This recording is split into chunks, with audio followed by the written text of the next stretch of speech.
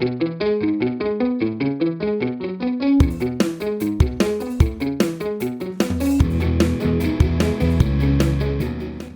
everyone, welcome to the Aussie Game Podcast where we talk all things Australian football. And it's Father's Day today. Happy Father's Day to all the dads out there, and happy Father's Day to my dad. And welcoming in another great dad, Mopper. How are you, mate? How was your happy Father's Day?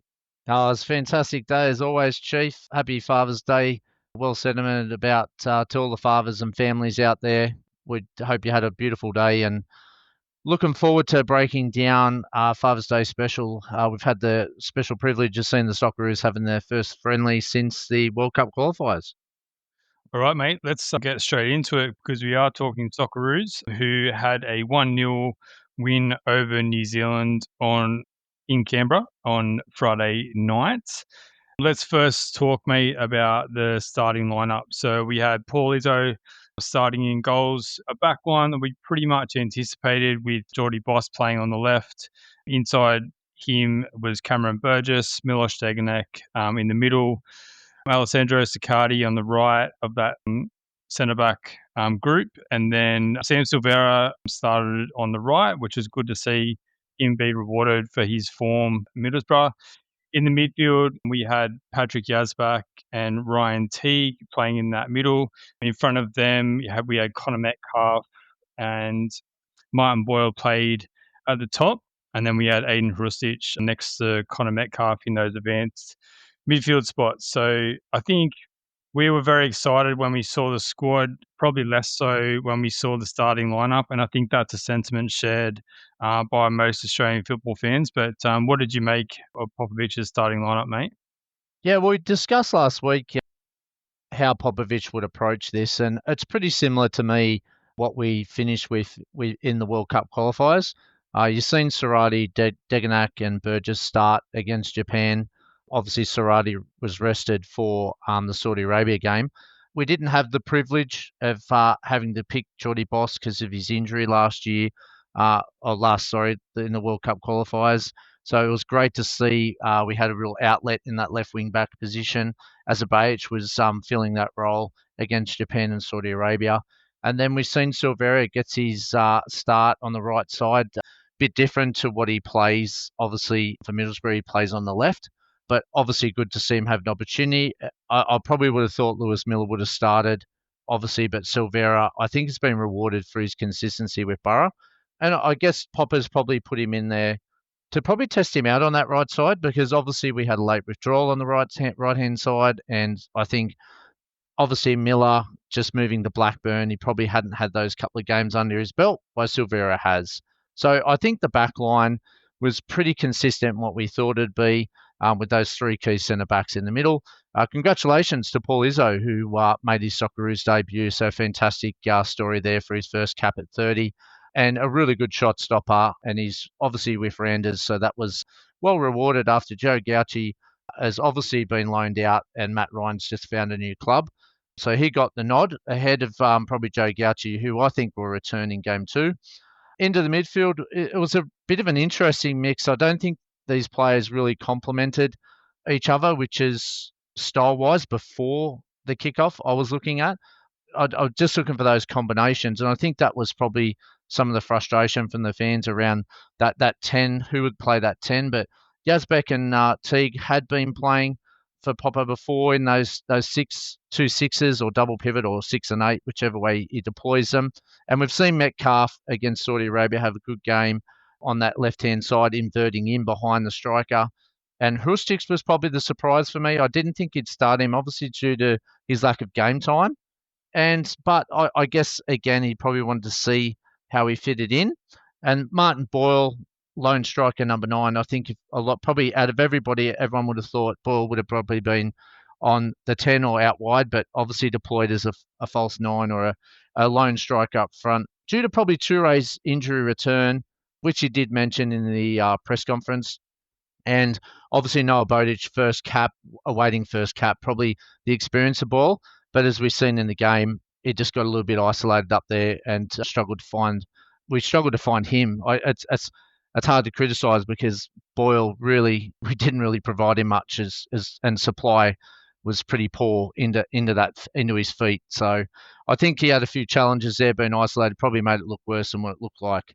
But overall, I think trusted tried formation what Popper likes, and 5-4-1, or you can call it the three at the back with the inverted wing backs and the tens in behind Boyle. We're probably thinking, Australian fans were probably excited to think that we're going to see a little bit of flair, but as we've seen that come later in the piece. So I think tried and trusted, but also, Chief, shout out to New Zealand.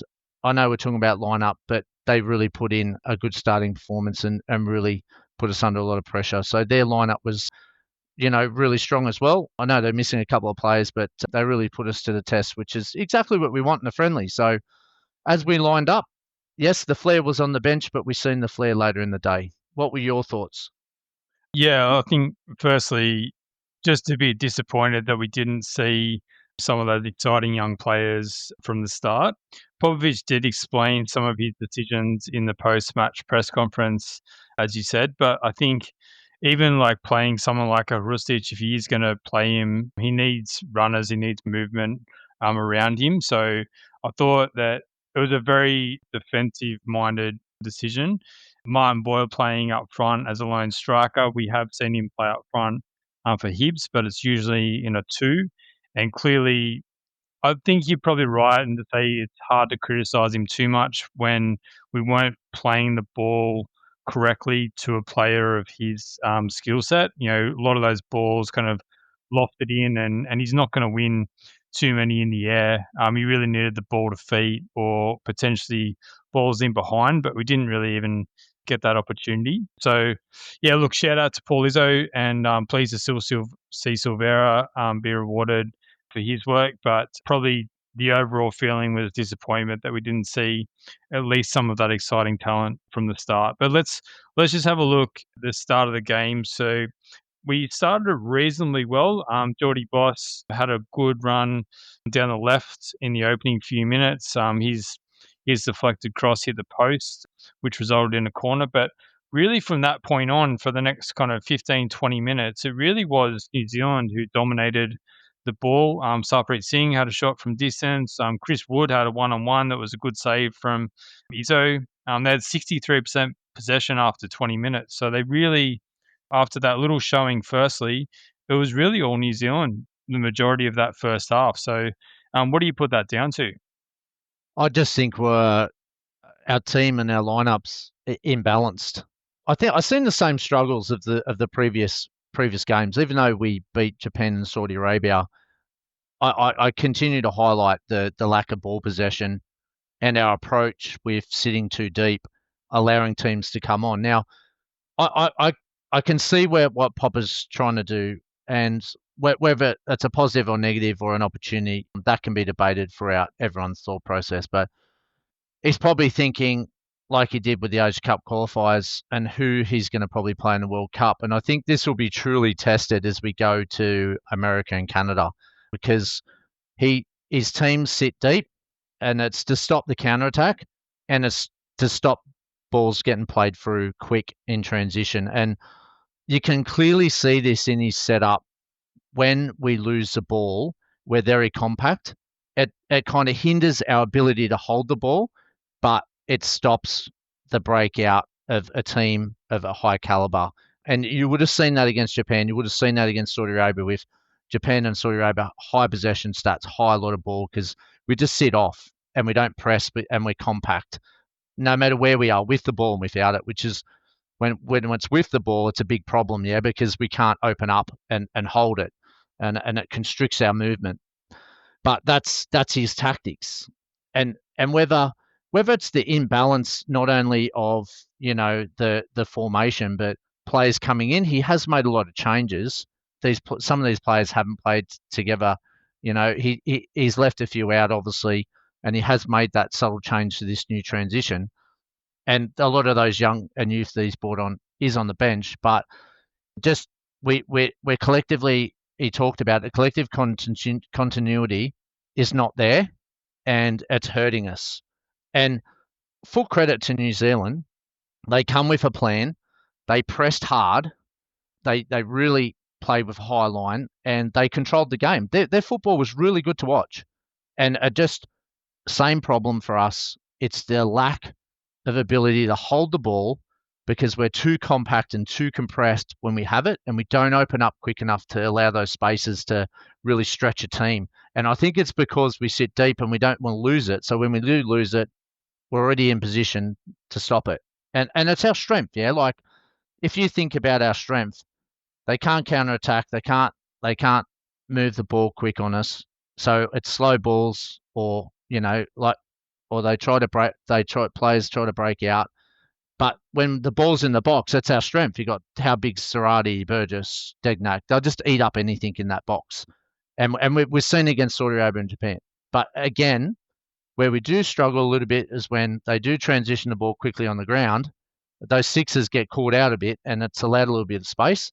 What's disappointing is when Chris Wood has got 3 defenders and we allow him to get on the ball. That's a concern. But again, we're sitting off too deep. So if you're going to allow players to play like that, they're going to pick a pass. So we've got some challenges there. But look, we've got time to work through this, yeah. But again, I've got some notes in there about our progression, and as challenging it is, and I get people would be very frustrated by this, but it's the adverse effect of trying to get the result, to get the balance of the play, to get the balance of our style. And it's just a little bit out of whack. When even he said in the press conference, it's okay. It's just okay. He wasn't happy with it either. No, He doesn't want this. But in this transition period where we've gone from qualifying to now, okay, we've got to express our playing style. It's our first step. So I get it. And we'll break it down in a bit more detail where the problems are. But I really think, Chief, that if we're going to sit off like that and absorb pressure and be compact, then it's going to have that adverse effect. But we've seen it with Arnold, and now we're seeing it with Popper. But in the end, the root cause is our inability to hold the ball, to why teams are having so much of it and coming onto us. Yeah, I want to pick up on a couple of things you said there, particularly on the press to start with. So one of the things he did mention in his pre-match press conference is how we wanted to improve our ability to bring the ball out from the back when we are being pressed. I didn't see any significant signs of improvement in that area. Remember the Indonesia game when we were under a whole lot of pressure in that opening kind of 15, 20 minutes, and we weren't able to get through their press very well. It was very similar the other night where we weren't. And again, credit to New Zealand, they did well. They had a plan with their press, but we couldn't seem to break out. We had we're constantly playing the ball back to Izzo, and we just couldn't seem to be able to get out of that. When we were out of possession, we sat back so deep that we were letting New Zealand basically bring the ball right into our defensive half. And we were sitting that far deep that Boyle was inside our half and we were defending with 10 men behind the ball. So I think that's going to be an issue. I get the defensive setup, but we're going to need to provide something when we do come up against even USA and Canada. They're going to have some quality in those midfield spots and the ability to be able to beat a man or pick a pass. So I think we're going to need more pressure on the ball, and we're going to need to develop our game a bit more in that sense. I want to pick out Jordy Boss, who was outstanding in that first half in particular. He created pretty much everything good that came from us. I mentioned that run down the left to start with, but he also had another weaving run past 4 or 5 New Zealand players, and the right foot shot went high and wide. He had another cross later in the half that got cut out as well. It's so good to see him back down that left, and this system really suits him, his ability to be able to overlap, get down, and we know he was defensively really solid, but gives us so much going forward as well. Oh, he's an elite talent. Popper said he hasn't seen him since November, and just he's jumped, and that's through like injury, and it's amazing how quickly he's come back, and he's just gone to another level, going to Feyenoord, but it's the ability against playing in Europe, and Popper talked about this in the conference. His teams were together for 8 years, and his teams were playing in Europe for a substantial amount of time, and it's a really good point. about players playing at this level. And I think when you look at who's playing at that level, you got Boss, Sarati, and then the couple of boys in the championship. They're probably at their highest level of Europe. Yeah, so you can see Boss has just again gone to a club playing Champions League qualifiers. They're going to be. Unfortunately, they didn't make it, but in Europa, but they're playing at a higher level, higher speed, and it's just a step above. And New Zealand couldn't handle him. And if we can find the right player who can find him more, and I think this will come back to some of the tactics that I'll talk about. We kind of I got to get a ball playing defender to open up, and Papa again talked about we can't switch the ball, and that's probably because we don't have ball playing central defender. Now you don't need all ball playing central defenders, but we need if we're going to utilize that asset that we've got, we're going to have to find someone on that left hand side that can actually play football and be able to open the body up and transfer the ball to the other side. Because a lot of people are going, why are we going down the left so much? And was it because Boss's efforts? No, it's our inability to open up the body and switch to play. You talk about Izzo. We just gave him such a poor ball that it wasn't. He just had to clear it because he was under pressure. And again, it probably comes down to those ball playing defenders. And the three defenders that we have are quality defenders. Don't get me wrong, but it's that right balance and mix that we talk about. If we want to progress and hold the ball, these are the things we're going to have to think of in the next 12 months if we want to continue to progress. I think Burgess has got that in him though. He does have that switch of play in him. I wonder if that was a tactical decision to not look there. And you mentioned Izzo didn't really get the opportunity, but we know that we've got a great ball player in Matty Ryan when he comes back in there as well. So yeah, good point. We do have the opportunity to do it. It's probably we just didn't see it, did we, the other night? Yeah, but again, it comes down to our fragilities from prior, and it's something we have to get out of. I think if we're looking at where we need to go in the next 12 months, is finding that solution, finding that balance, and then sticking with that and going game after game after game to build on that. I think this 12 months has to be that solidarity, and we've got to go to Canada, America, because I think that's where we'll be tested finally at a higher level. And it's either going to expose us, or again, we're going to sit in deep, work hard, and effectively to try to narrow down that. But at some point, we have to look at holding that ball and using it a lot better. I think to Siccardi's benefit as well, his ability, I haven't seen him play a lot of those diagonals, but his ability to actually find a pass coming out of defence, whether he's under pressure or whether he's got time, he's just a class player. And whether he needs to, make some room for himself to find that angle, or just the ability to be able to get his head up and look for that pass. So maybe it's more in the sixes being in the right little pockets of space, but so we can move that ball forward. Yeah, 100%. Do you want to talk about the sixes and how they were set up, or maybe it's a personnel decision? Well, I'll go through a few things if you don't mind, because Australian fans they're going to be a bit frustrated, and fair enough. But again, let's put it in context. It's a friendly, yeah, and I know people will want this massive transformation quicker, but we've got to look at it, right? Results or style? More questions than answers, yes. As Socceroos, they struggle to find the balance between style and success. Is it a tactic to stop the opposition, have less possession, and be more effective? Or is it formation and style of Popovic that leaves us with more questions? I think that's what everyone was thinking after. But history shows he was successful winning the Asian Champions League this way with his style, but yet he fell short 5 times in A-League deciders. Yeah, playing that same way. Socceroos were undefeated in 9. So you've got to look at the positives. Socceroos undefeated in 9. There's 6 wins, 3 draws. But again, have a look at the possession stats out of those 9 games. We only won possession count 3 times in those 9 games, and 2 were against China. And one of those China games, we just shaded them. Can this stand in the World Cup? Will it stop the progression? Only time will really tell. So all the frustration and anxiety about this, only time will really tell. Against America, Canada, I think time will tell whether it can. Because it's a contrast to modern day football. Modern day football is based on high pressing, players occupying different spaces, short, quick passes, and ball possession with a flexible framework. As fans watch, I think we're torn between our potential and this next exciting generation of talent against crucial results. And I think that's a hard one. Yeah, it's and you see it everywhere. But I think let's break the game down like you said. So for me, positives. That's another win. We're in the results business, yeah? Winning is the name of the game. So I get it, frustrated, but we won. Jordy Boss, like you said, another level and above the class. His confidence is buzzing, yeah? Another positive. Another clean sheet. That's 4 out of 9. We remain solidly defensively. 3 debuts, another positive. Izzo clean sheet, Balard goal, Milanovic, great cameo. And another massive positive, which I think probably, and everyone clearly sees the highlight of this. When the changes were made in the game, it took us to a different level, yeah? So massive positives to take out of this game.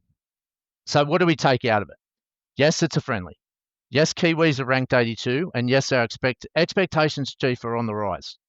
As the generational change and excitement is building for this squad, we need to still keep it in perspective because the same challenges are arising with this. Our ability to keep the ball and be effective with it, which we just discussed.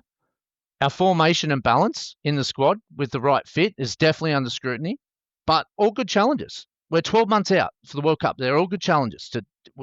If we're going to see it, we want to see the challenges now. We don't want to see it in 12 months. I think to people's frustration, we can't forget, in the same time last year, exactly the same time, on the 5th of September, we lost to Bahrain, and on the 10th of September, we drew to Indonesia. We were facing a mini crisis 12 months ago. And now look at us now. We're automatically qualified. We have 3 really competitive contests in Kiwis, Canada, and America. But you also got to look a bit deeper. Under 23s are in great form, yeah? They're in great form. They had great friendlies during the year. They've had some great competitions. They're over in Asia now, having great results. I know it's against weaker opposition, but the 12 months of the under 23s have been fantastic. We've also been great for the under 20s. We won the Asia Cup this year. So at the start of the season, has also unearthed some exciting talent, yeah? At the start of the season, players are picking up some good clubs, and they're going across the continent, and we're really benefiting it from. So it's good to be excited, and it's good to see this promise. But all this has to come together, and that's the challenge, yeah? The continuity is what he was talking about. But, okay, let's break down the opportunities. The opportunities. This is what I analysed for the game. The first minute tells me a story. The Kiwis kick off. We turn the ball over after 16 seconds. It's our first chance with the ball after 16 seconds. And everyone's probably going, Mopper, what are you talking about? 16 seconds, yeah? But this is really important if you break it down. The first pass out is a poor touch. But all players, when you look at that pass out, we're all still compact. We're unable to find space when we turn that ball over. And it's a big key opportunity when you look at our phases of play throughout the whole first half and some of the second half. If we can't find space quicker, we're not going to be able to hold the ball. If we stay compact, we're going to lose it. It's no doubt about it. You've seen it throughout the whole game, and you've seen it throughout Saudi Arabia, and you've seen it throughout Japan. So I know it's only a small detail, but in possession, we just have to be better to find space quicker and not put ourselves under pressure so we can retain the ball and move the ball quicker ourselves. In contrast, in the first minute, when we were set up on both sides, and this is still in the first minute, we're open on both sides of the pitch. Burgess has the ball. He's got 2 options. He's got Silvera open on the right and Boss on the left. But we go back to Izzo, which is fine, but there was 2 perfect balls that he could have played that would have just put us in positive transition. But the ball goes back to Izzo, and then back to Burgess, which is fine. Under a little bit of pressure, but we find Boss. He makes an awesome move, and bang, we're away. You mentioned that in your first call. So it took Boss to create something to get out. So I really want to, you see these trends and patterns, they're really important to look at, because if the analytical team is looking at it, we've really got to break this down because we've got to be better at it. So again, I look at this ball playing defender. Would have we found either of them in a better position in the first place? It's in great position. And it negates always going back, because that's the trend. We always go back. There's a stat in the first half that showed New Zealand had 160 touches in our half, and we only had 80. That's embarrassing. We've got to fix that big time and negate this always going back. because it's a trend. My concern, though, was already there to be seen out. Yeah, I seen it straight away, and it played out throughout the whole night. Inability, again, to transition the ball, playing from the back. I'm going to break down 3 good points. I'm not just going to talk about the points that we need to work on that I thought were I'm going to look at the 3 positive opportunities, the best 3 things I've seen in the first half. The first one happened in the 27th minute. Our best move of the half. We had 13 passes. And yes, we did go back, but we had width on both sides of the pitch on this occasion and created a move. We broke through the press. We had a 5-on-5 with space just before the halfway. Yazbak is there for a simple ball left. Metcalf is free in the middle, or Rusic could have taken the space on the right, which was there, but instead we went long and we picked the wrong ball. But I want to show we can transition. It was 13 awesome passes. We quickly did it. We had width both sides and we moved the ball quick and we had an opportunity to counter-attack. With a better final ball there, we're away. We're gonna create something. 2 players were free, 1 was down there. But unfortunately we went long to Boyle, which was just gobbled up by the defender. But it was a moment. The 34th minute, that's a second great moment. Another shining moment, 25 passes. I still reckon the first one was better because it was quicker and it created a better opportunity. But we had it for 25 passes. We held possession for a minute in the 34th minute before Yazbek slipped. Sarati, though, gets in, chops in, saves the day. We have quick 5 passes and a cross into the box. All right. Now, the cross was cut out, but another sign that we can do this and the opportunity is there to do it. In the 42nd minute, we escape a bad back pass, but transition quickly. This is the 3rd one, and Metcalf has a shot on target. So again, I only found 3, but 3 good opportunities. So we can do it, but highlighted 3 good passes of play in the first half and opportunities to build on. The second half, this was the key again. The first minute, it highlighted our mindset from the first half. We looked at it though. O'Neill and Miller were brought on, so that was a positive. I thought balanced it out. Poor Silveri's been kicked like nothing else against Middlesbrough, wasn't he? And he got two teams got yellow cards against him. The bad tackle from the breed, for sure. Red card in any game, yeah. And VAR was there, but obviously being a friendly, they took a half approach. But again, I go back to this first minute. We look at our shape.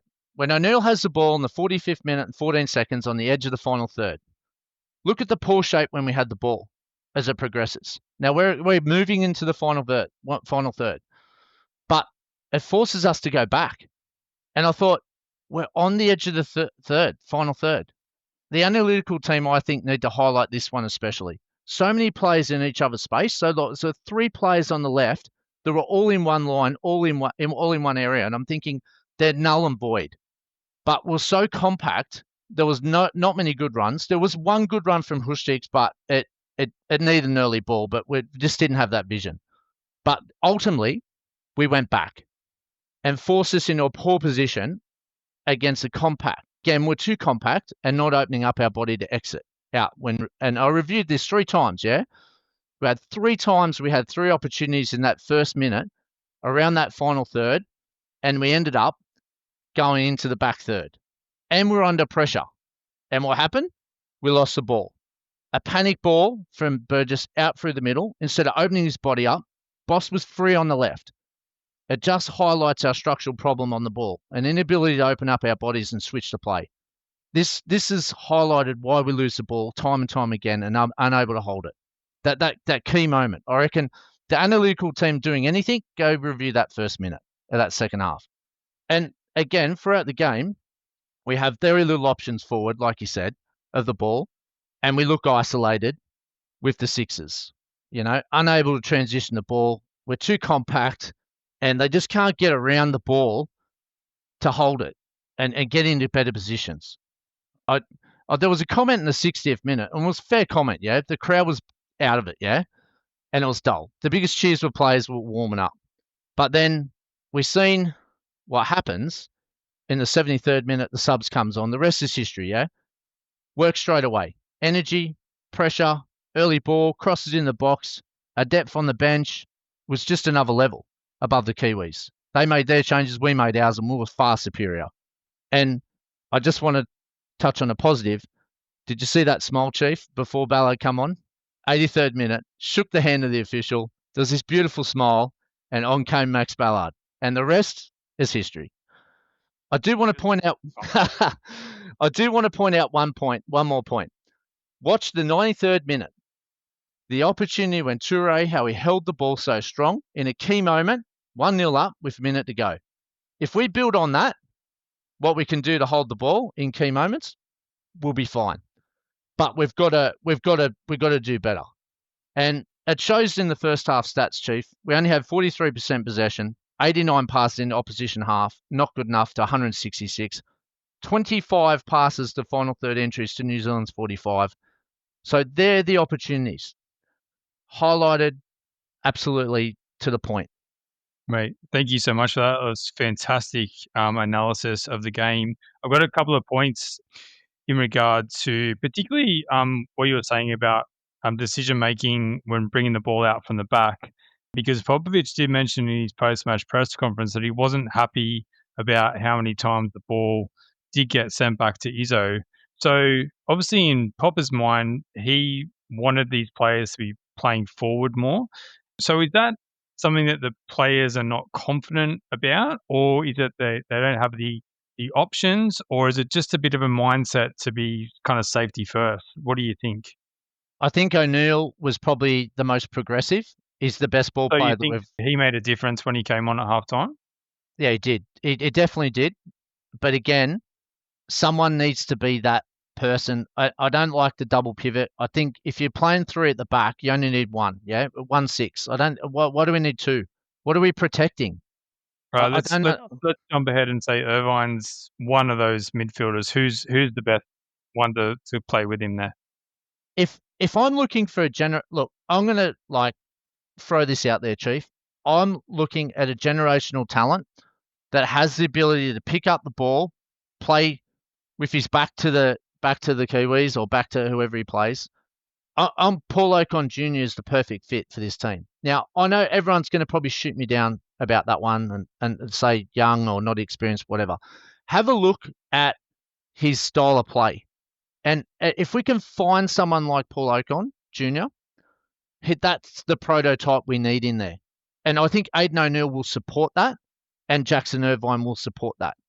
But we've got to get that right balance. And I don't think Popovic is very clear, especially with those 2 10s in behind, what he actually wants. Because again, as we progress, the progression and the talent is coming from our width. So do we move towards that width and change a slightly different system to fit that in? Because that's where the talent and where we're progressing. I don't think we're that strong down the middle to play this formation 2 10s in behind. You could probably play one, but two is just 2 10s, 2 6. It just doesn't fit us for what talent we've got. And I'm going to go back. You just watch Paul Ocon play this year, and hopefully you see it. I've seen it now because I've watched his last 12 months, and he has the ability to pick up the ball and play. And I think that's the style we need, whether it's Ocon or someone else. I haven't seen anyone from the Socceroos yet that proves to me that we've got a natural six that can play out. We play Yazbak, and I love Yazbak. Box to box fighter, wins the ball. I get it. But if you want to hold the ball and if you want to move it, you're going to have to get someone who can play the ball. Yep. I couldn't disagree. I'm a big fan of Ocon Mengsler as well. I think Yazbek, I do recall the game against Japan when he came on, and he really made a difference when he came on because we were getting knocked off the ball against Japan. So he really is that hard edge that's going to be able to win the ball. But you definitely need someone to contrast what he does in that spot. So let's And sorry, talk. Chief, that's the word, yeah? We need contrasting players that have different skill sets. Yes, the one to break it down. Yes, the one to play it. And I just think we've got too many of the same prototype of players in the positions, and it's looking dysfunctional because of that. And that's not a criticism. That's just an opportunity. Potentially, we haven't seen a lot of Balard, obviously, in a Socceroos shirt, but potentially he's one that could play that type of role for us. And we hope to see, obviously, a lot more of him going forward, which would be fantastic. Let's talk about 73rd minute, because that was when things did start to get a lot more exciting. So on came Nestor Irinkunda, Mohamed Toure, and Nicholas Milanovic for Aiden Hrusic, Martin Boyle, and Connor Metcalf. It just got everyone excited, and they were buzzing. The boys were buzzing to get out there. They were much more mobile than the players that they came on for. You saw that the pressing increased. You saw even there was a few like little niggly ankle taps, and they just wanted to get under the skin of the New Zealanders a little bit. But they really changed the complexity of the game, and it just gave us that real lift. And it was so exciting to see. First, we're big fans of Mo Toure. He's big, strong, quick up there. He's a real presence. Obviously, Nestor Irinkunda. There was a time there when he won that free kick. He turned and got the ball, and his immediate instinct was to turn around and go at his defender. He ended up getting clipped from behind, but the intention was just there straight away. I'm going to turn around and I'm going to go at my defender. Milanovic, probably, he didn't do anything wrong particularly, but he wasn't as outstanding as the other two. But he was very solid down there on that right, and I think we've seen it for Aberdeen where we watched that game against Celtic where he kind of sat quite deep, but he was actually able to allow Lewis Miller to get more into the game as well, and you saw that some of that overlap from Lewis Miller. So really, can I raise one point about Milanovic? That aggressive diagonal ball that he did, that was fantastic. And you're spot on about Toure. He was the game changer. He's massive, and obviously we're managing his minutes because of his fitness. But on Milanovic, I think he was just as good, Chief. That diagonal ball, watch it again. I think it was the boss, 30, 40 yards. That was a risky ball, difficult ball, and he'd found him. Yeah, it was aggressive, and it was the style of football that really uplifted that last 20 minutes.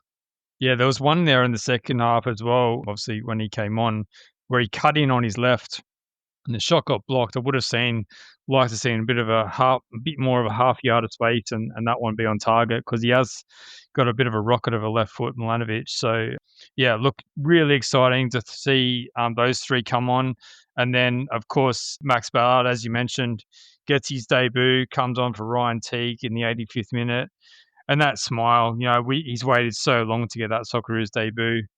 Came on for Ryan Teague, and you just think about the goal that he scored, the persistence from Mo Toure to get that ball into the box. He had a couple of attempts to get in there, but persisted, played a nice ball on the deck, and then Balard, just the way he took it and took that shot really cleanly, just shows his class, and couldn't be more thrilled for him to be able to get his debut and then obviously score a goal and score the winner for the Socceroos. Yeah, I hope he starts, Chief. I know we're going to talk about who starts, but I'd love to see Max Ballard's another one of those sixers that deserves the opportunity to see if he can help us transition that ball, hold the ball, break down the play, and complement this midfield. But what a story! Yeah, Central Coast Academy player, freshwater born.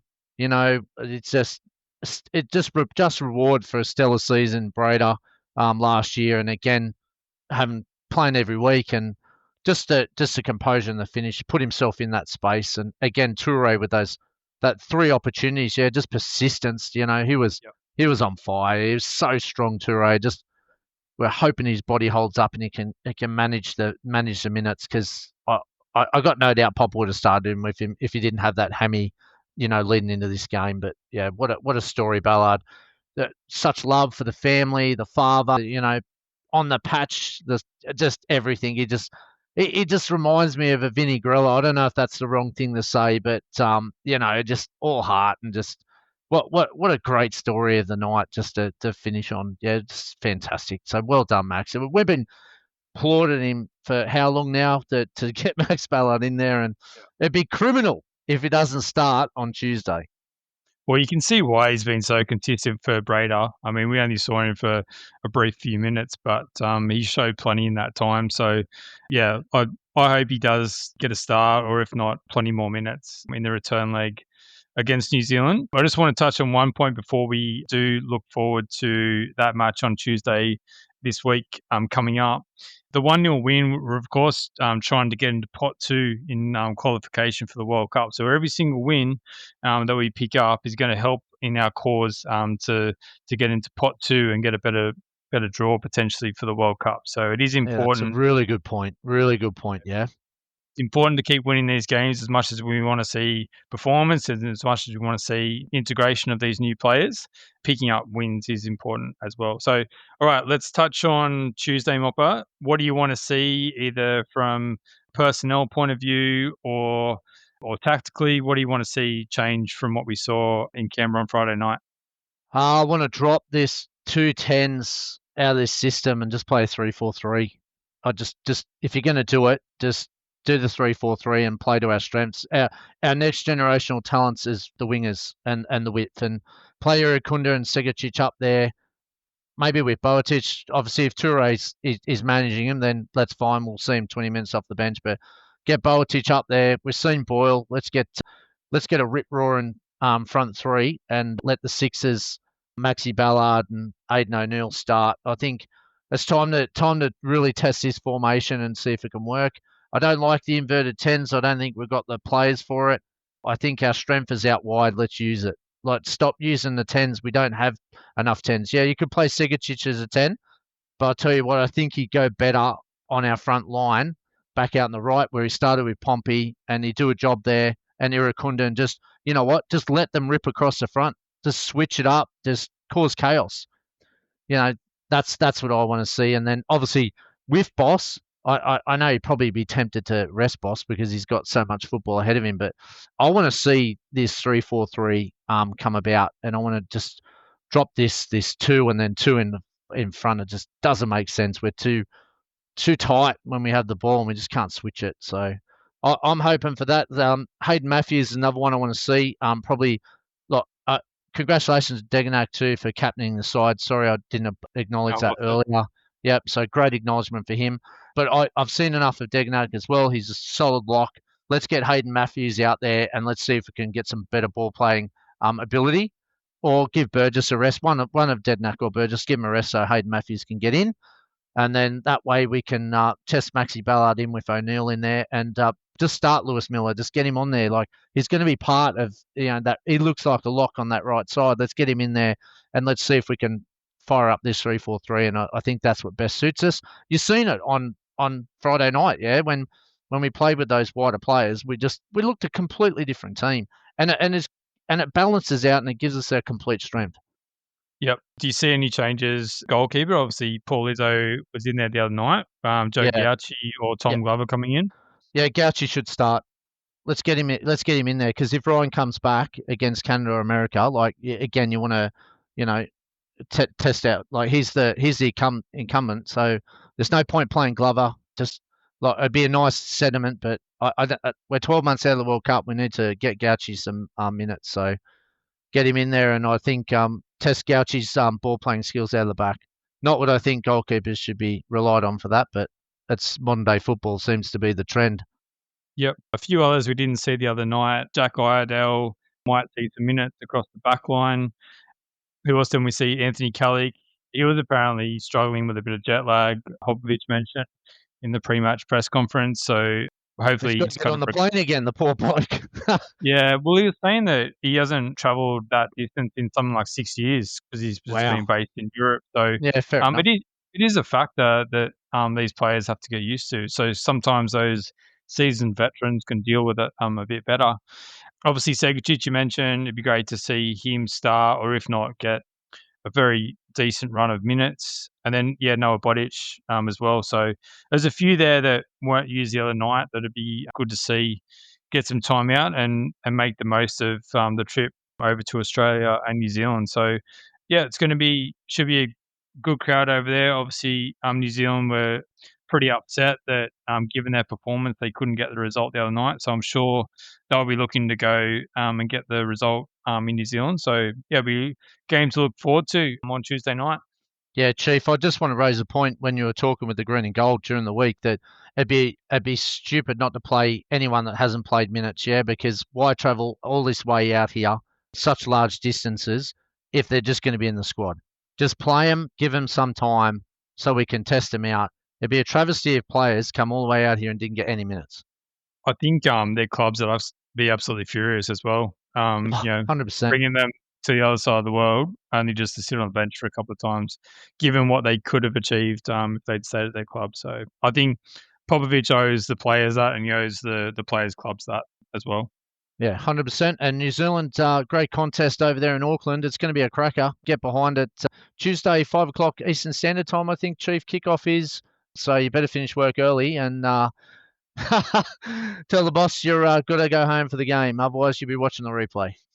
Yeah, 5 o'clock on Tuesday, Eastern Standard Time. So yeah, it's one to look forward to. And we're going to do a midweek pod just to talk about that game as well. So keep an eye out for that one during the week. All right, going to bring Chiefs Challenge back, mate. I think I'd like to say bring back by popular demand, but I don't think anyone even noticed it left, mate. But anyway, we're going to bring it back. And this week is on the theme of a debut Socceroos scorer, just like we saw with Maxi Balard the other night. So you ready to rip in?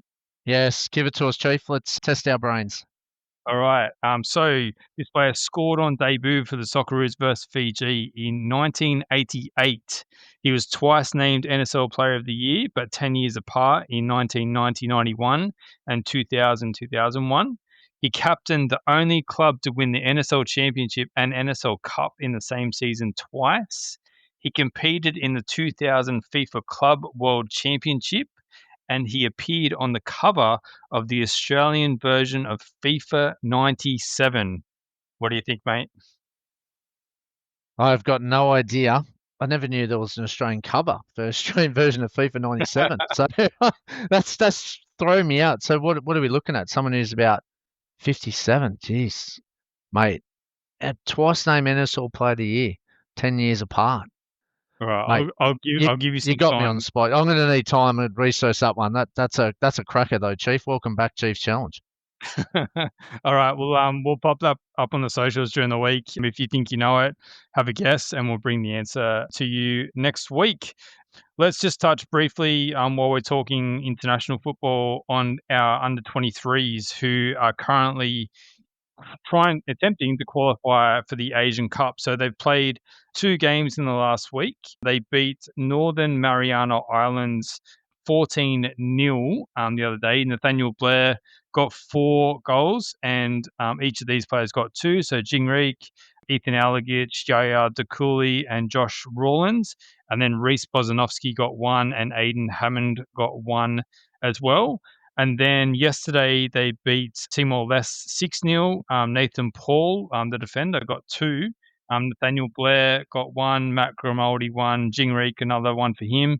And Aiden Hammond, another 1 for him. So it's a bit hard to keep a track. We're not getting a lot of information for these games, unfortunately. There's no stream as far as we're aware, but we are trying to monitor the games as they happen. Now, that means obviously they've got 2 wins from 2, and China, the other team in their group who they haven't played yet, also has 2 wins from 2. So they play China on Tuesday, Australia with a plus 20 goal difference and China with a plus 11 goal difference. So the first team qualifies automatically, and the 4 best second place teams also get through. So based on our goal difference and the fact that we've won 2, I think even if there was a slip up, which I don't expect against China, that would be okay to get through. But it is really important for us to qualify for this Asian Cup. Yeah, Asia Cup's in Saudi Arabia. Dates the 7th of January to the 25th of January.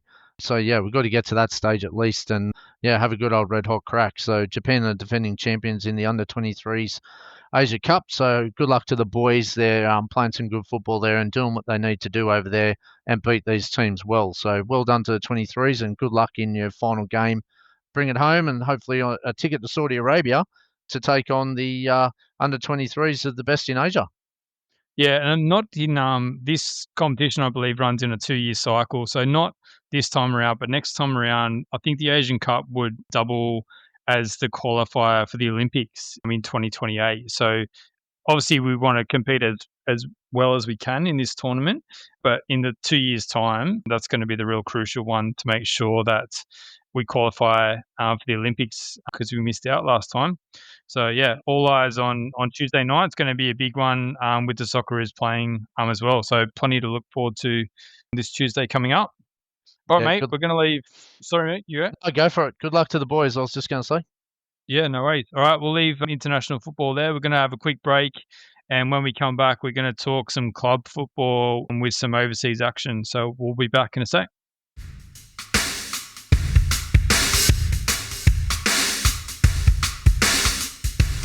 If you like our content, why not give us a follow on the socials where we provide lots of updates between podcast episodes. We're most active on Instagram, Blue Sky, and X. So search the Aussie Game and you should be able to find us. All right, let's get back into it. All right, Moppo, let's talk some club football. While the international break is happening, there has been some club football. I just want to touch on a few highlights first from last weekend, which happened after we were recording. So Jordy Boss, who we spoke about a lot, he scored an absolute screamer for Feyenoord. Nice volley off a corner, which was very nice to see. Zach Sapsford straight back in the starting lineup for Dundee United after he returned from injury. Scored in the derby against Dundee FC. Geez, he loves a derby goal. Zach Sapsford scored plenty in the Sydney derby in his time in the A-League. Aberdeen, who we spoke about last week, and the importance of beating Falkirk. They actually lost to Falkirk, and they're yet to register a point so far this season. So disappointing for our boys at Aberdeen. Max Ballard, fantastic game again for Nac Breda. Most tackles, most dribbles, most duels won. So absolutely Mr. Consistent, Max Ballard. Austria Vienna, they picked up their first league win. Noah Bodic got 17 minutes off the bench. Marco Tilio, days after he signed for Rapid Vienna, straight into the starting lineup with 45 minutes, I believe. And he also started in a friendly the other day for them. And then huge congratulations to Anthony Carter, his first Portuguese top flight minutes. He got 30 minutes off the bench and he got another 17 minutes overnight as they picked up their first win of the season over at Santa Clara in Portugal. So anything catch your eye across those ones, mate? Oh, how good was Sapsford back? We've been I thought he was out a bit longer. Straight back in the starting lineup too. Yeah, he looks a bundle of energy, doesn't he? So no doubt we'll be looking forward to seeing how his club form continues because he could be right on the cusp. He probably would have been in the Socceroos, Chief, I would have said, if he would have stayed injury-free. And obviously, Mr. Consistent, you said, and great to see Tilio get some minutes. He'd be absolutely buzzing for those ones. He's waited a while after his transfer from Celtic, and like you said, well done for Anthony Carter. Good to see you back fit and well, getting some time there. So well done to all the boys last weekend on Sunday night. All right, let's talk some things that happened a bit more recently. So Ellie Carpenter, she had a player of the match performance and an assist in a 2-1 win over Manchester City. So what a start to her Chelsea career. Oh, we talked about her in the build-up, didn't we? Ellie Carpenter, she's just gone bang. First goal, first assist, and first goal for Chelsea. Beautiful ball in, and they went 1-0 up, and they're title rivals too, yeah, Man City. So that was a massive performance in a big game. So well done, Ellie Carpenter, seeing up that first goal, and obviously their team winning. And we've seen Sam Kerr on the bench unused, but good to see her back in football. Over to Arsenal, Chief. There's London City, the promoted championship side from last year, who have invested heavily, and it was good to see Steph Catley back for the Arsenal in the starting lineup.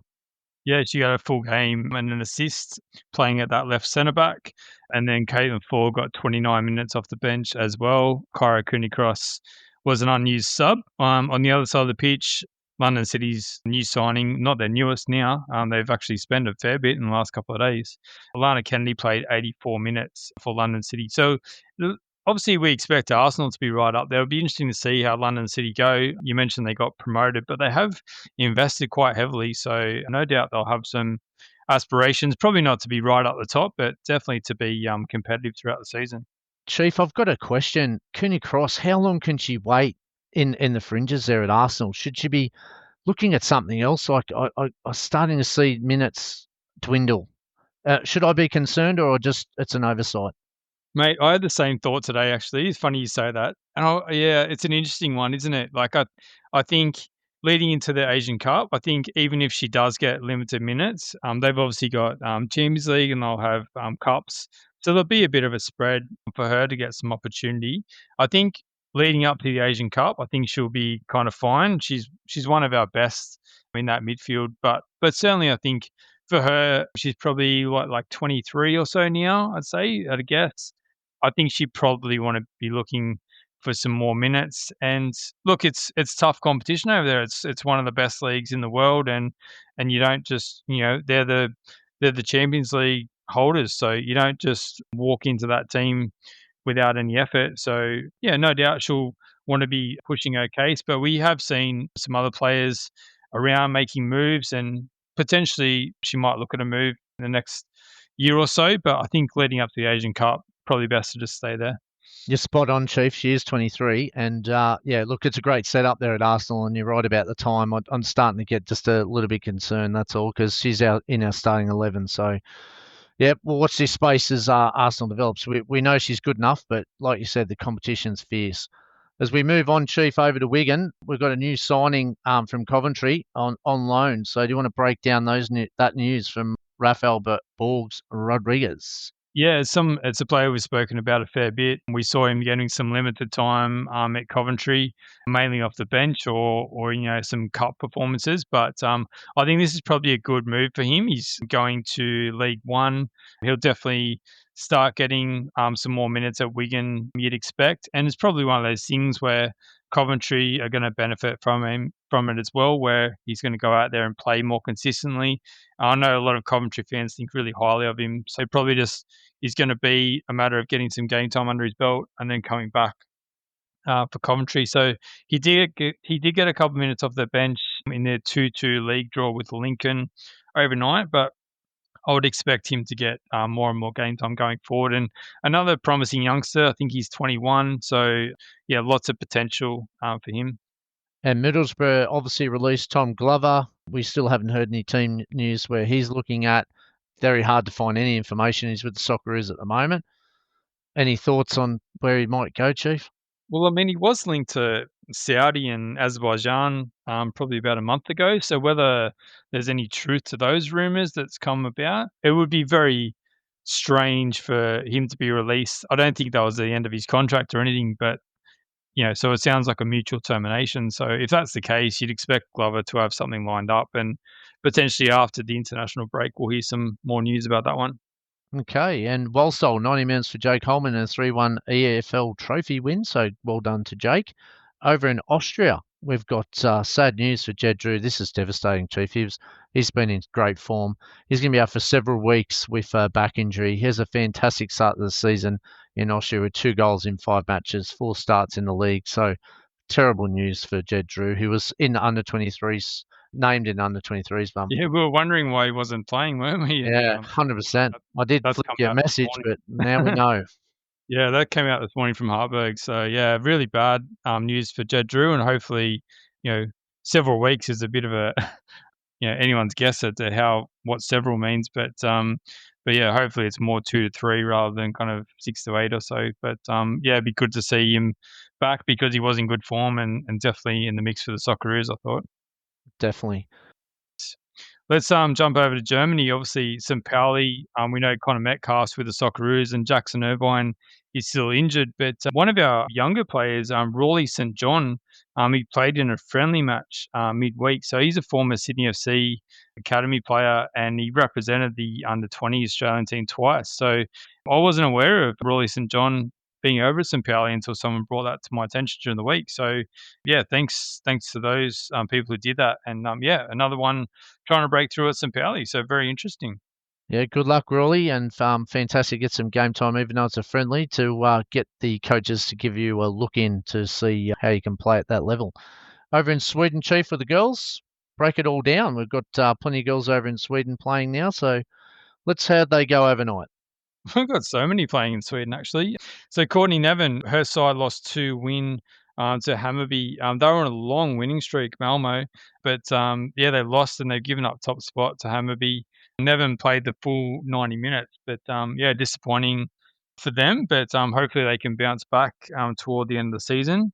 Vichko GIK, 66 minutes and an assist for Daniela Galic in a 3-2 win over Rosengard. Our two Christian studs, Amy Sayer played 90 minutes and Remy Simpson, she was taken off late in the 1-1 draw with BK Hacken.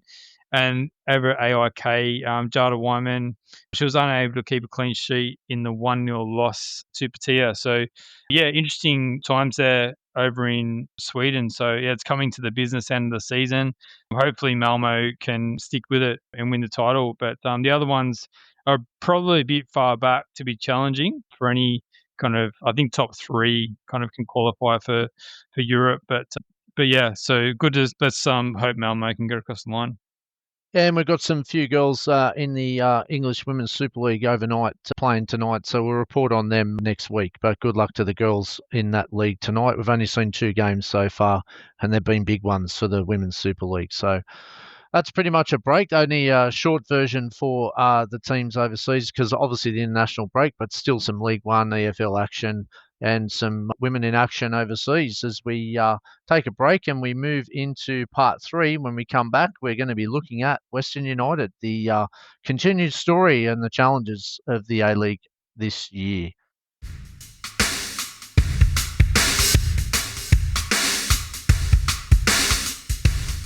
Thanks for listening to the Aussie Game podcast. If you enjoy our content, we'd really appreciate you giving us a rating or a review on your preferred podcast platform. And if you do know of any Australian football fans that might enjoy it as well, sharing the podcast would mean a lot to us. All right, let's get back to the show. All right, mate, we're back. Let's talk about what's happening at home.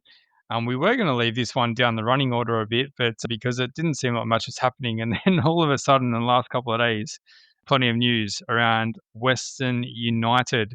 So it seems all parties have come to an agreement to place Western United into hibernation, which is an interesting term for the 25-26 season, with avenues available to re-enter the competition after that, based on meeting criteria. So the APL statement said in re-entering the competition, if they are successful in their winding up appeal, they meet certain obligations with the APL and satisfy FA club licensing regulations. So I think first and foremost, with the season upcoming, this is probably the best result to just, bit of a line in the sand, go, we don't want this to drag on and on and on and have the A-League season pushed back. We've got to respect the other clubs, the other players, and the Western United players, of course, and we just need to do something around this space. So they've put a pause on Western United. They won't be part of the 2025-26 competition, and looks like if they meet those criteria that they'll be able to rejoin. But I'd say that the APL and all those parties are going to be quite strict on allowing them back in. They are going to have to be meeting all those criteria that they would expect to be re-entering the competition. So I don't think it's going to be particularly easy for Western United. They're definitely going to have to use this 12 months or probably even earlier time to get themselves sorted out. But I think this is the best move for all parties at this time. What do you think? Yeah, it's a real challenging topic, isn't it? Whether they have the right, deserve the right to come back in after 12 months. So, like you said, I think for the competition, we have to move forward, and this I think is a positive that we can, and we can get the draw released, and we can get the focus back on the clubs that are currently in the competition. It gives some clarity to the players, so now they can go to where they need to go and find the club that they need to go in, and there'll be lots of negotiating in the next couple of weeks, no doubt about that. So I think everyone's got clarity now, and they've got 12 months to either get their ship in order or they won't be re-entering. Or I think it's debatable about where they should be re-entering because to me, you can't keep rewarding, and giving people, you start at the top. You've got to start at the bottom, work your way back up. So that's only my opinion on that matter. But I think common sense is applied in all situations with this one. So look, Western United are still alive. They've got their appeal. They've got their process. Go work on that and see what happens after that. And then just gives everybody the ability to adjust and move forward. Yeah, I think their academy is going to continue, which is a positive sign for everyone involved in Western United, and actually gives staff that are employed there the opportunity to stay. I would think. John Aloisi, I think, is still going to be employed by the club, but who's to say what that threshold is going to be from the APL when they come back in? Because we know that there were a whole lot of promises made by Western United that a lot of them haven't been fulfilled. So we just don't know what is going to be expected of them before they enter the competition. I mean, it's all got to be fair, but I definitely don't think they're going to be reintegrated back into the competition at anywhere near the state that they're in at the moment. So they're definitely going to have to sort themselves out if they want to re-enter. Yep. Common sense applies, and now we can move on to the A-League with clarity, and Western United can go about their appeal process and business and build once again to see if they earn the right to re-enter the competition. But look, well done all parties involved. Has there been a statement from Western United about that decision, Chief? Yeah, yeah. Look, they've said that basically they've accepted it, and it does sound like all the parties did get together and worked on something that was going to be in the best interests of everyone. So yeah, I think they're accepting of the decision, and they've said they're basically going to go away and work on things. So yeah, Well, it that's a sounds like positive. Yeah, yeah, that's a positive for me. Yeah, the acceptance, and then now we can just move forward. All right, yep. good stuff. Thanks for All that right, information, mate. let's talk on a few of the player movements, because even before this decision was made or reported, the club had reportedly rejected an offer from Schalke for Dylan Leonard, which is one of their promising young teenagers. And for the women's team, Chloe Berry-Hill, she announced that she was leaving to pursue an overseas opportunity. So she's good friends with Emily Gilnick. So I wonder if she'll end up in Mexico. That would be interesting. But a few rumors saying that she's heading to the US, but we'll see where Chloe Berry-Hill lands. She's a fantastic player. But let's talk about. I was holding off on this subject until we actually had some clarity, out of respect for the players and the fans of Western United. But let's have a look at some of those players that are going to be hot property. Dylan Leonard, we mentioned, he potentially is going to move overseas, but the rest of them could potentially land at A-League clubs, although I've heard a lot of the salary caps are tied up already. But Angus Thurgate's probably the one. I think every club wants Angus Thurgate. But there's a few promising youngsters like Abel Wallity, Reece Boslanovsky, Matt Grimaldi, Jordan Lawton, and then a few of the more experienced players, their captain, Ben Garuccio, Hiroshi Basuki, Tomoki Imai, and Tate Russell. So they're just a handful of players that potentially some A-League clubs could pick up. And I think of clubs like the Mariners, for example, who are running pretty thin and banking on a lot of youth. Some of those experienced players coming into their squad, I think could really help. Yeah, spot on about the Mariners. I was just going to say they'd be the first club that need to probably reinforce. They don't look the strongest this year. Perth's another one, but I think Melbourne Victory, probably for the younger players. City have already signed a fair few younger players, so I think Victory would be the obvious choice with travel and the age of the Yeah. younger ones. That would make complete sense. And we've seen Melbourne Victory be a bit soft, waiting on this decision, no doubt, to target a few of these players to strengthen them up for the oncoming season. Yeah, it's a good call about the Melbourne clubs, because yeah, it would mean less unsettlement for those players. So yeah, I'm sure we'll hear of plenty of those names being linked or confirmed with clubs over the next couple of weeks. There's a few in the women's team as well: Sasha Grove, Adriana and Melissa Taranto, Grace Ma, Milana Cordellino. A lot of those players have been in the full Matildas or the underage Matildas teams. So yeah, there's plenty on the women's side as well that I'm sure some clubs are looking at. And as we go through our club by club breakdown, you'll see that a lot of the A-League women's teams are still putting their squads together. So I'm sure with this announcement that yeah, a few of the clubs will be looking at those players. I'll tell you what, Chief, that's a big miss for Auckland FC women's because now the competition's uneven. I think we've missed the boat on that one. Now this has been decided, making it only 11 teams. Just what are your thoughts on that? Because Auckland could have just slotted straight in and are ready and prepared to back the women's team.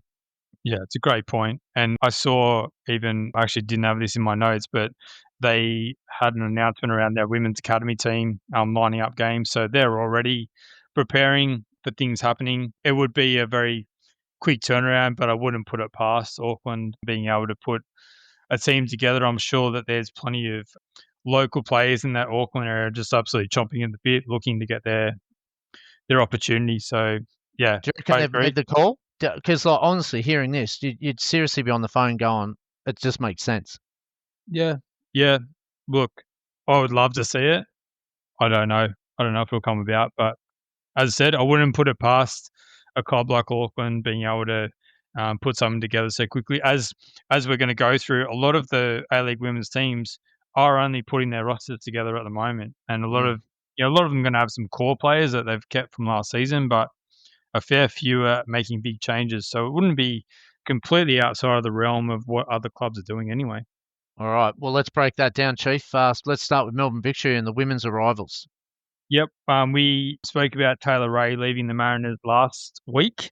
So she's signed on with Melbourne Victor. They've actually done a lot of work on Melbourne Victor this week. So they've also signed American Kennedy White. They've signed Sienna Silvesca, who was outstanding for the young Matildas recently. Chelsea Blissett on a 1-year deal, and Rihanna Policina. She joined, adding some experience to the squad. And they've also added Jessica Young, Sienna Teixeira, Fiorina Iaria, along with goalkeepers Peyton Woodward and Chloe McKenzie. So I think, to my point there, that must be what, like 11 players just about come into the squad.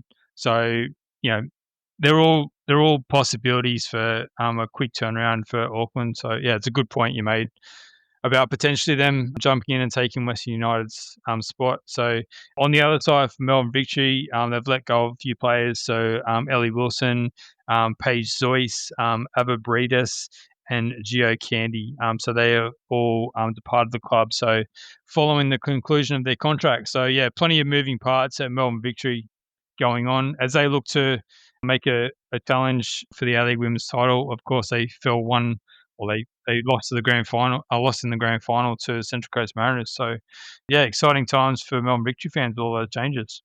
Yeah, second last year, only 2 points off City, who are undefeated all year. So could be a three-horse race, Chief, but we'll break that down later when we preview the A-League for the season. What about Brisbane, Chief? Where are we at with their recruitment drive?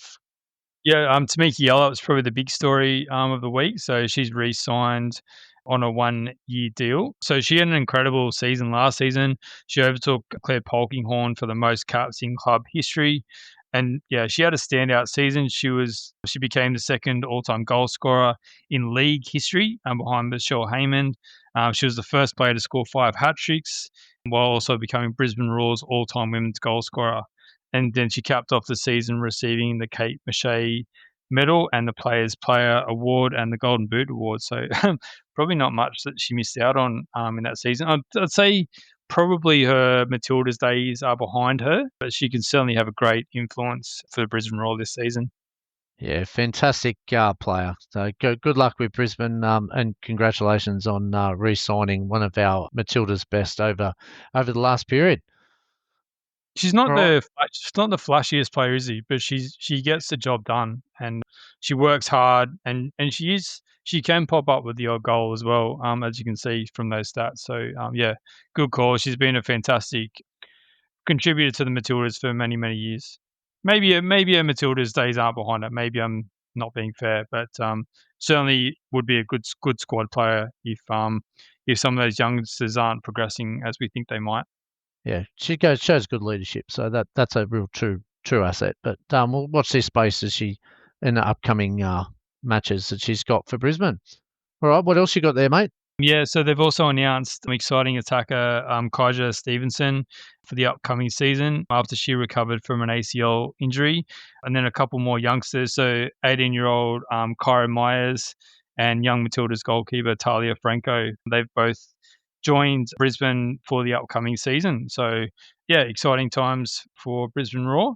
Let's look at Sydney FC. A couple of big ins and outs. We mentioned Leo Senna last week and even a couple of weeks back, I think. So they've agreed a mutual termination for him to leave the club. It sounded like he wasn't in a mental or physical state to be contributing to the club. So maybe sounds like the best move for all parties involved. They've picked up 24-year-old Peruvian international Piero Quispe. He joins on loan for the 25-26 season. I'm not sure how I feel about this one, mate, because a lot of people are very excited about what he'll bring to the league, and I think that's good. What if is he just taking a spot from one of those promising youngsters coming through the academy? Is this like a marquee signing? Like, It's not a marquee, it's just a loan. okay, so he's 24. I don't know too much about him. Attacking He's a midfielder. Peru international, so, like, it's not like he doesn't come with some pedigree.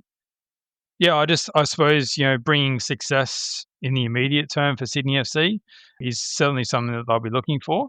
But yeah, is it the best move for what we want the league to be? Well, we've seen some plenty emerging talent from Sydney come through, but yeah, it's right. He's the right age profile. 24, 10 offers a bit of flair. Maybe. Yeah, it's debatable, isn't it? But look, obviously, Talai's recognised that they need some more competition up there. So yeah, it's an interesting move. Only time will tell on this one, Chief. I really can't. I haven't seen too much of him. So yeah, once the A-League kicks off, only Tele is going to explain that one. But you're right, Sydney FC, a lot of youth there, but maybe he's looking at someone a little bit more on the age profile, which can impact it straight away.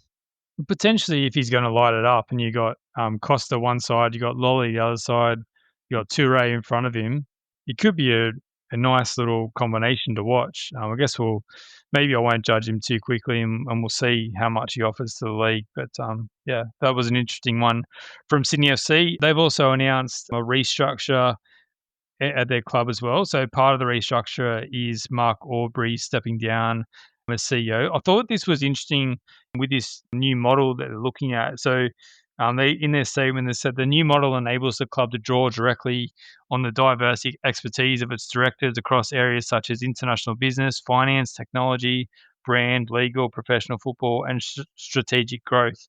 So I thought that was an interesting part. Obviously, any club, their board should be able to support them in this kind of capacity. But just some of the things that they mentioned there, we always speak about the finances that these clubs have and in the game. And obviously, Sydney FC is one of the bigger ones. But, the more that we can start to leverage these things like international football or, just football generally, it's the most popular game in the world. And we should be able to start to leverage some of those opportunities. So I thought that was an interesting move and statement from Sydney FC. Yeah, it might be a new direction and might support their future growth. Very interesting move, and be interesting to see what impacts they make and decisions that they make in regards to this going forward, whether it helps them progress as a club. Yep. All right, let's move over to Adelaide United. They've had a couple of good results during the week. They did a bit of a mini tour across Melbourne. I know this is one of your things that you like to see clubs do a bit of a road trip, but they've done a mini version over in Melbourne. So they had a 1-1 draw with Melbourne City. Luka Ivanovic scored for Adelaide, and Andreas Kuhn scored for City. I know these are only pre-season friendlies, but obviously going up against the A-League champions.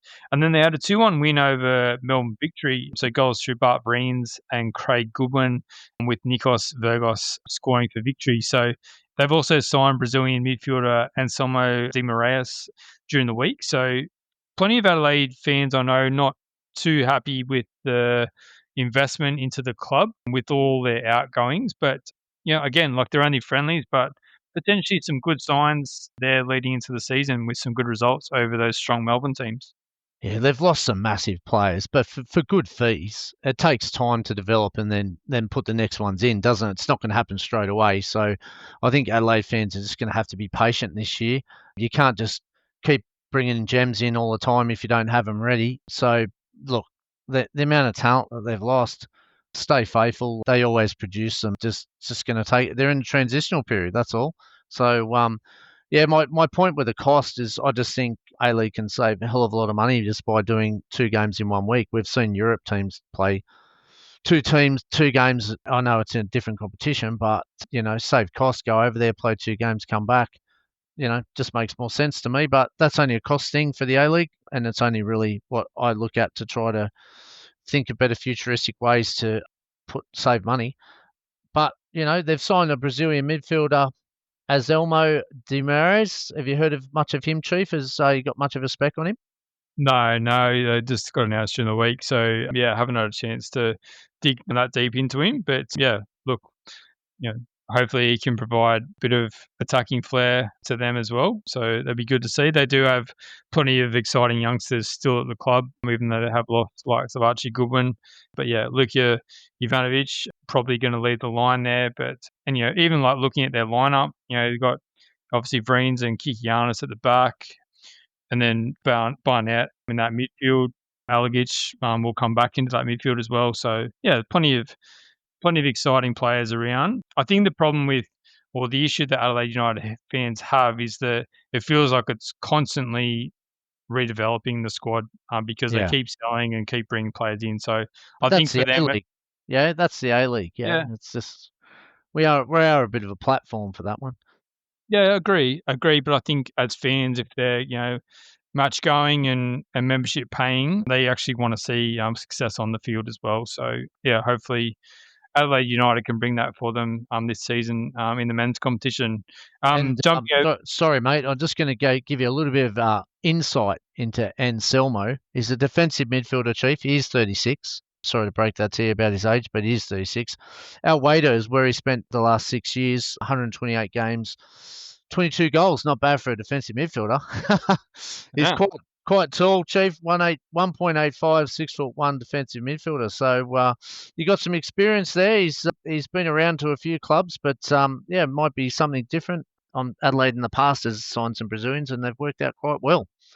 yeah, agree. I think Barnett and Alagic in that midfield.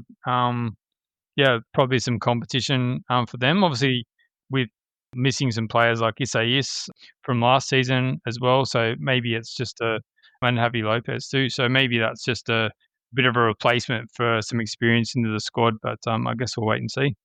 All right. Sorry to cut you off there, mate. Keep going. That's all right. In the women's, for Adelaide United, Holly Murray, she's signed on a one-year deal with a second-year option, and some pretty groundbreaking news from them as well. So Mariska Valdes, she was announced as the club's first ever full-time women's assistant coach. So good to see some progression being made in that space and investment putting into the women's team. Yeah, definitely great to see. We know the women's game is on the march, so well done to Adelaide there. Seeing some standards over there with full-time employment, that's a great concept. So good luck to the girls of Adelaide this year. All right, Melbourne City, mate. In their women's team, obviously their men's is getting prepared for the Asian Champions League, which is going to start in a couple of weeks' time. Tyler J. Blaznic, Isabella Accardo, Amelia Macris, and Kyra Myers, who we mentioned before, they've departed the club ahead of the new season. Coming in, one player that they did announce in the last couple of days, 20-year-old forward Caitlin Carriage. She's re-signed with the club for the 2025-26 season.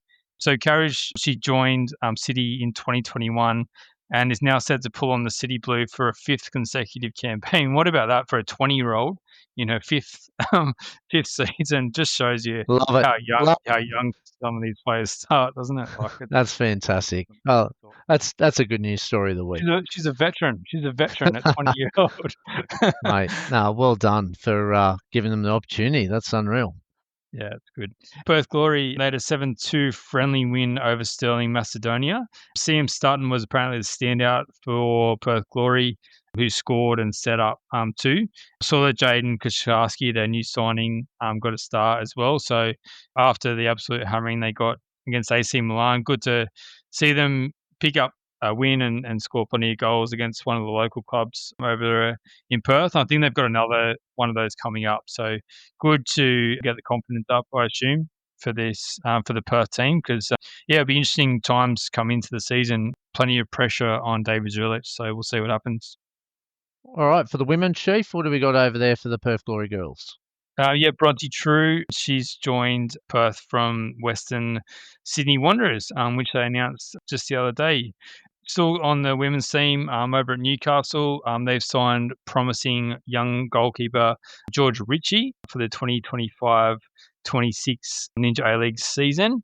And then if we head over to the Mariners, they've done a bit of work. We were a bit concerned about their signings, having only brought in Andrew Redmayne, but they've signed a few extensions. So Christian Theoharis, who can be an absolute brilliant player. He's got a rocketing shot on him, can beat a player, plenty of pace. So hopefully the Mariners fans get to see the best of him this season. So he's extended, and they've also extended academy graduates, Bailey Brantman and Nicholas Duarte. So making some moves for a few of their young players. And I really like this signing, actually. They brought in James Donachie, who was formerly at Melbourne Victory, I believe. So, no, I think he was at Western United. But he's going to bring a lot of experience in their squad. We mentioned Nathan Paul, who's over at the under-23s at the moment.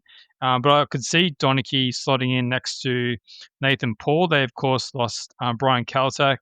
I'm not sure where Trent Sainsbury is with his fitness at the moment, but I think that's a good pickup for the Mariners. Plenty of experience in the A-League, and I think he'll be able to share some of that experience with the younger players.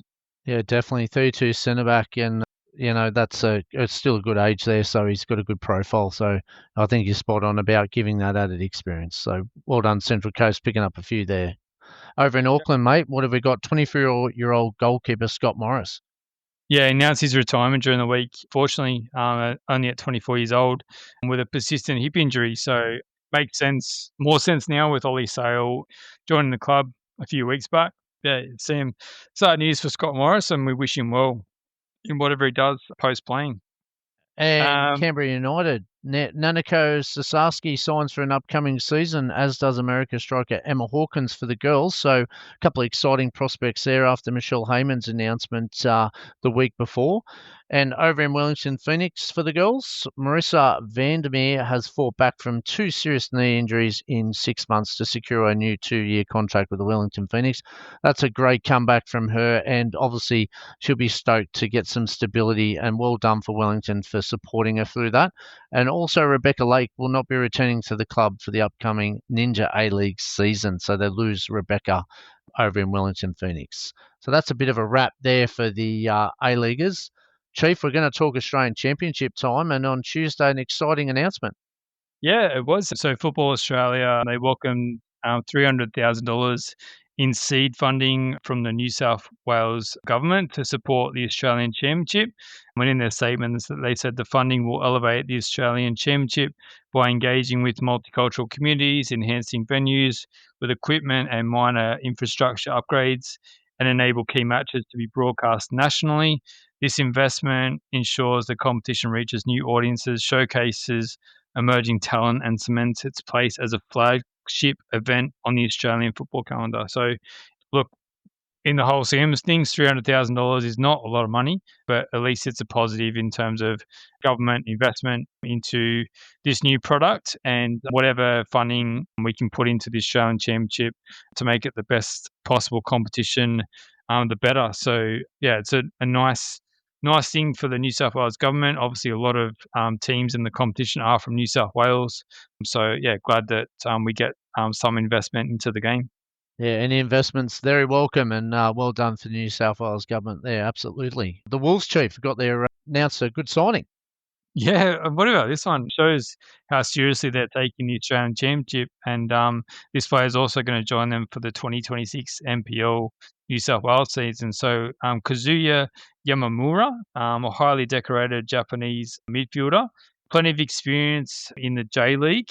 He also was capped once for the full Japan national team and played several games for the under 20s and under 23s. So yeah, pretty cool that we're looking that far abroad to be bringing in players for the Australian Championship and the NPL. Yeah, 2-time J-League champion, and his stats speak for himself there, Chief. Yokohama, Kawasaki, Kashima, he's represented Japan under 20s 9 times, under 23s 26 times, and made a sole international Japanese appearance in 2010. So well done, the Wolves, scouting him out. Now he gets to add the Wollongong Wolves to his resume. How good! Yeah, yeah, it's cool. That's really cool. All right, mate. Australia Cup. We were waiting on the announcement for where the final would be held. Of course, it's going to be Heidelberg versus Newcastle Jets. It's been announced this week that the venue will be Lakeside Stadium in Melbourne, with the final to be on Saturday, the 4th of October. What do you think of the venue, mate? I'm a bit reserved. Really? Do we know why they've picked Lakelands? Is it because there's additional facilities, or I'm a bit confused. They've got an opportunity to go up to Newcastle, or just give it to Heidelberg where they've been playing out of. I just find it a bit strange. Is it corporate, or I'm a little bit disappointed because one of these teams deserved to host it. Yeah, I tend to agree with you, and I suppose the proof will be in the attendance and the success on the day. I guess from Football Australia's point of view, they saw Heidelberg as being too small a venue and potentially just didn't want to give it to the A League club. I'm not sure about that one, but yeah, I suppose to have, I think Amy Park would have been too big anyway, but I think that's being used that night anyway, so not available. So yeah, be I guess we'll see. Well, if they end up packing it out, it's a fantastic game and fantastic atmosphere. I guess they, all credit to Football Australia, but I'm not completely sold on it, I have to say.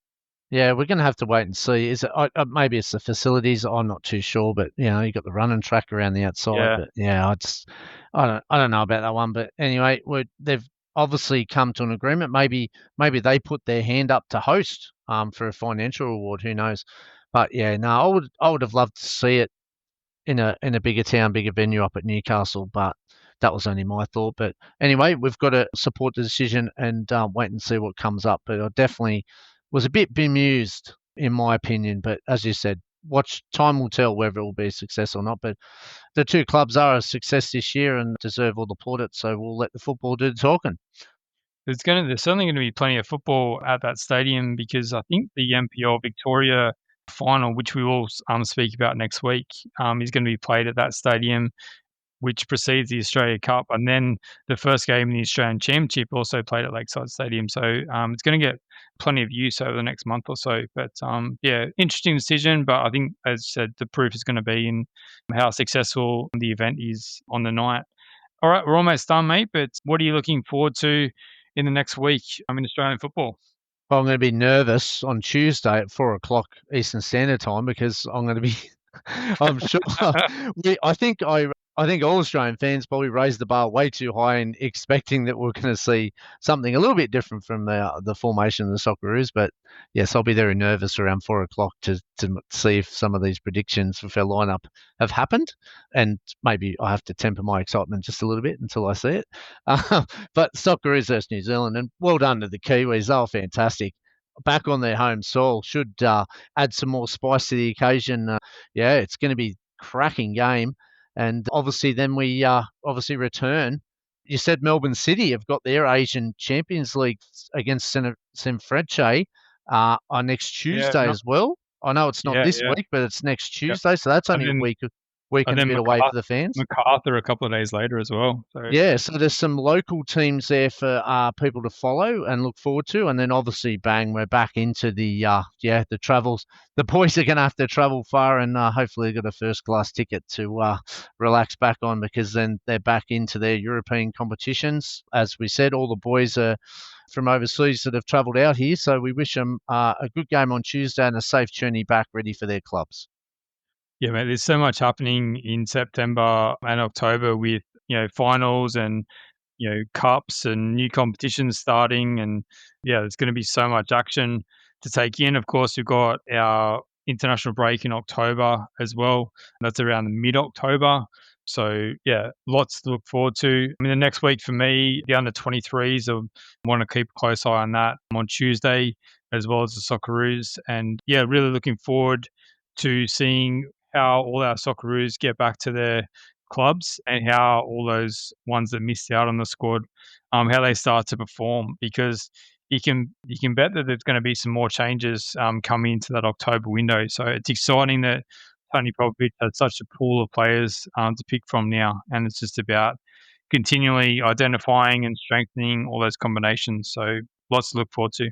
I'm going to put my binoculars on too, Chief, and in 3 weeks' time, the Under-20 World Cup kicks off on the 28th of September, so the squad will obviously be announced very shortly too, so maybe that might be this week for the Under-20s because they're going to have to obviously get over there to prepare for that big tournament over starting 28th of September. So the Under-20s have got a massive Titan clashes with a few groups, massive group over there. So exciting times coming up for the Under-20s as well. Oh, football never disappoints, my friend, and lots to look forward to this week and in the future. Yeah, 3 weeks until that Under-20 World Cup starts. So yeah, we expect that squad very shortly. So that's exciting, and we plan to do a preview of that World Cup as we get a bit closer. So lots of work for us to do, mate, over the next couple of weeks. Oh, love it. Bring it on, my friend, and you have a good week yourself, and I look forward to catching up with you midweek with the Socceroos preview and wrap-up of the second leg of the Ashes Test. Thanks, mate. I look forward to that as well. Thank you, everyone, for listening and for your support of the Aussie game. Jump on socials during the week. We've got plenty of things to bring you. Of course, we'll put in the Clues for Chiefs challenge, see if you can guess that one, and we'll put plenty of updates as we go. But thanks for your time this evening. We'll see you midweek to break down the Socceroos versus New Zealand.